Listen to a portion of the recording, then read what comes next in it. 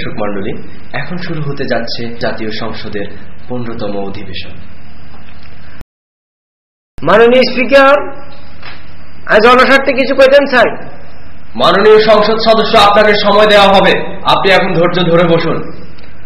মাননীয় স্পিকার, আমি গত 3 মাস ধরে আপনি আমাকে কোনো সময় দিচ্ছেন না, আপনি আমাকে সময় দিবেন করে বসায় রাখতেছেন। মাননীয় স্পিকার, মাননীয় সংসদ সদস্য, আপনি ধৈর্য হারাবেন না, আপনি ধৈর্য ধরে বসুন।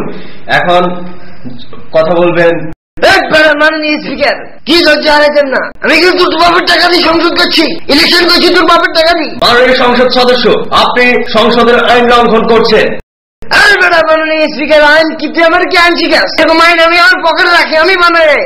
মাননীয় সংসদ সদস্য, আপনাকে সংসদ থেকে বরখাস্ত করা হবে। মাননীয় সংসদ সদস্য, ওই যাবেন মাননীয় স্পিকার, তুই আমার সংসদ থেকে বরখাস্ত করিস?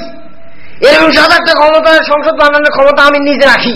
মাননীয় সংসদ সদস্য, আপনি আমার মেজাজ গরম করবেন না। মাননীয় সংসদ সদস্য, মাননীয় স্পিকার, কিছু করিস?